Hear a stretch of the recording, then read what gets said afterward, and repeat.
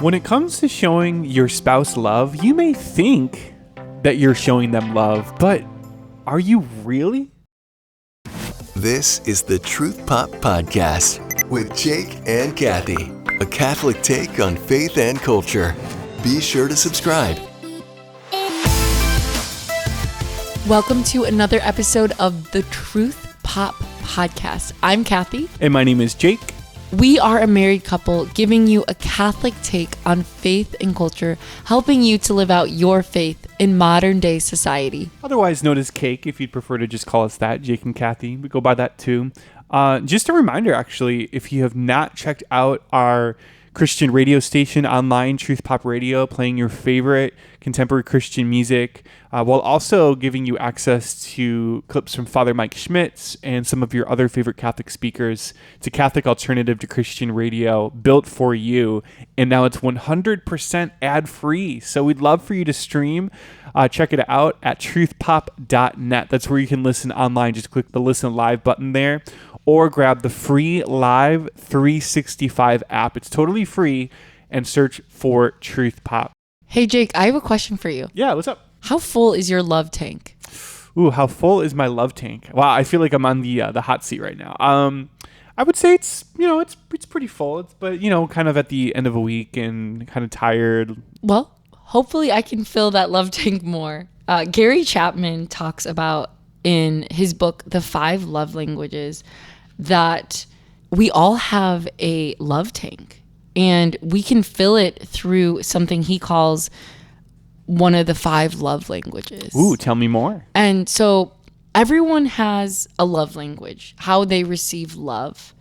And he says there's 5 different ways. There's words of affirmation, quality time, physical touch, gift giving or receiving, and acts of service.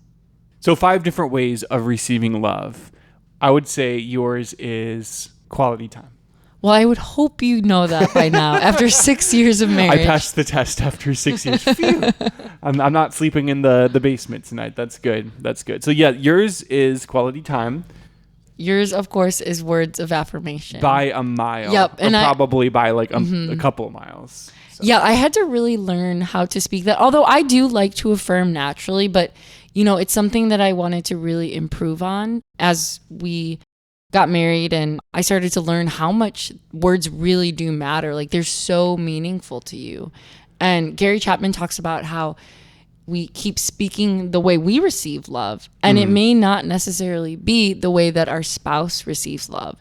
One husband's love language is words of affirmation. And so he just affirms his wife all day. You're so beautiful. You're doing such a great job. And she's like, I just really want you to give me a gift. Like, I just really love when you give me earrings or when you bring me home flowers for no reason. And, once you learn your spouse's love language, it can change everything. Or not even your spouse. Any relationship you have, right, your best friend, your mom, your dad, your brother, sister, your child. When you learn your loved one's love language, you can enhance the relationship and help your loved one feel more loved.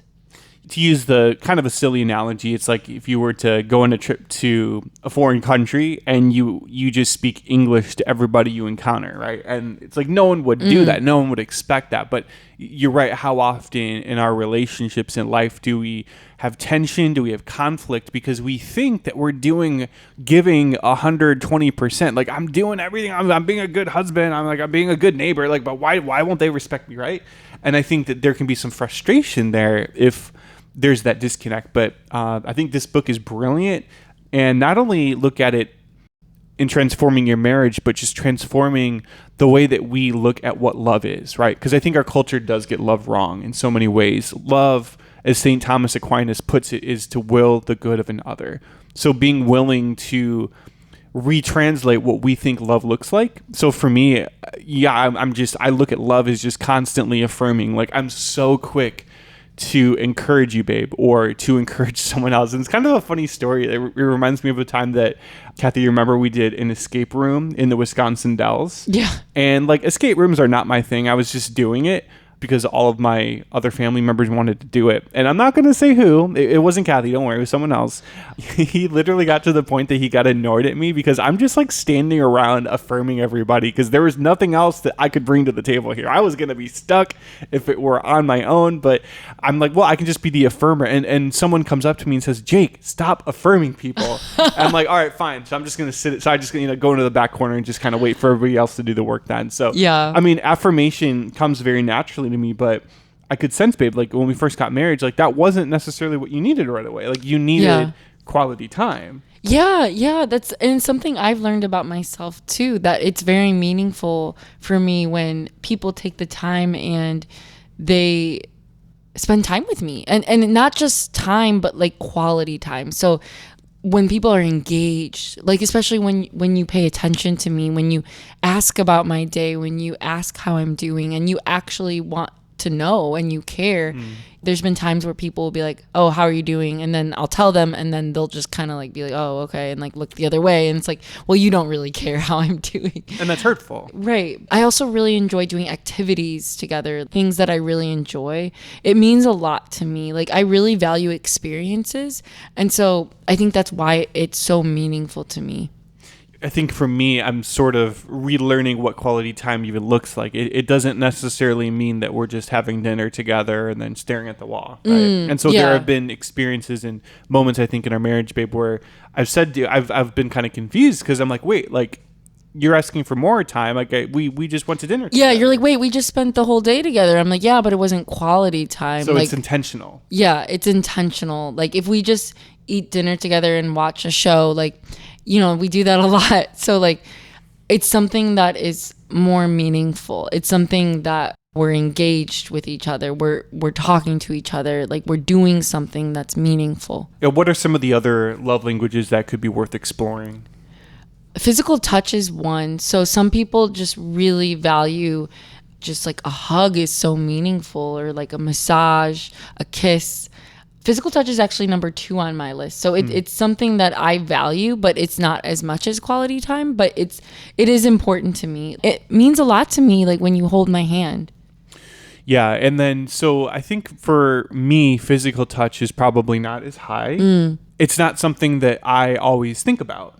Right. So like sometimes we can be sitting together and then I'm like, oh, wait, yeah, like now would be a good time to hold your hand. But otherwise it's like, we can get into sort of what I like to call individualized mindsets where we're just so focused on my need in the current moment. So like for me, at the end of a stressful day, it's usually when I'm stressed, it's not my first inclination to reach out and give physical touch. I remind myself, all right, this isn't that time for individual space. It's that time to really connect, to give what it is that you're looking for that's going to help you, because the way that we respond to stress is different in any type of relationship. So my experience is not your experience. So learning to reorient ourselves to be others focused is really what's going to help us to always be mindful of like, okay, what's the other person's love language right now and how can I speak that? Yeah. And a good question is, how full is your love tank right now? Right. Absolutely. So gift giving. Yeah, I remember when we first started dating, you would get me so many gifts. Like you would just randomly give me like chocolates. You would give me so many chocolate. And then I remember one time I was like really stressed about work. Yes. We just started dating several months and you got me like this thing of chocolate and it was so sweet.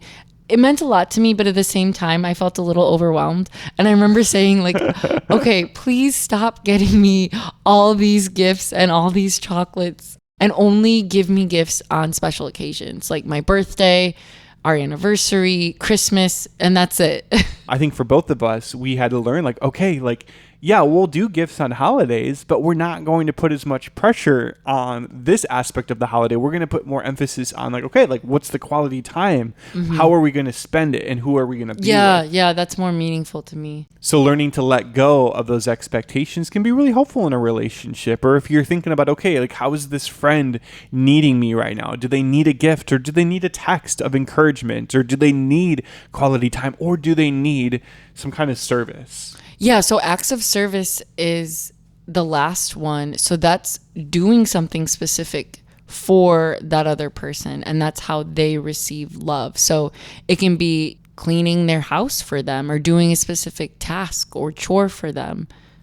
So this is definitely something that I have a hard time receiving. I one time had a friend, more of an acquaintance, I'd say, in college, who kind of spoke some truth. She's like, Jake, you have a hard time receiving acts of service. And that kind of took me by surprise. But I started to think about that a little bit. And I just came to the conclusion that, like, yeah, it's just not something that means as much to me. It doesn't mean that I don't appreciate it, but it's not something that's going to fill up my love tank.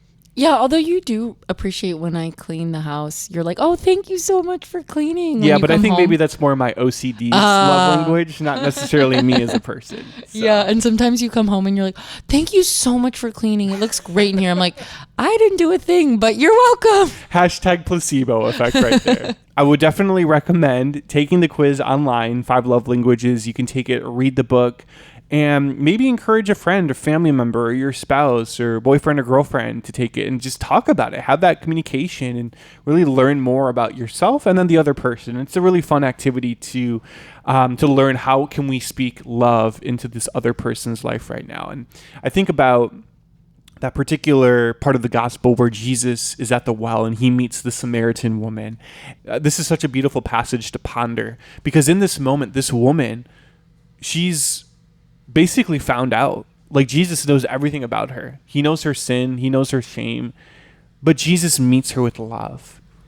And in this encounter, Jesus is able to look her in the eye and speak what exactly she needed to hear. And because of that, her life has changed. And I think as human beings, sometimes we just get so busy with life and we're constantly running from one thing to another. And then we might see people, but we're not really seeing them. But how can we meet someone else at their well, in their moment of need? How can we help them to let go of some of the shame, some of the stress they're experiencing? And through the grace that we've been given by God through the Eucharist, where our love tank is full, how can we fill up that person's love tank? But we can't give what we don't have. I love that. Father Rocky, a priest, always says that. So if we're not spending time with Jesus and receiving love from him, we can't give love to other people. So maybe you're struggling with one particular love language right now and you're like, oh, like I can't speak my spouse's love language. Well, Jesus can, and Jesus can give you the love more than anyone else could. When you receive it, you can give it back to them. This is the Truth Pop Podcast. Fill your faith.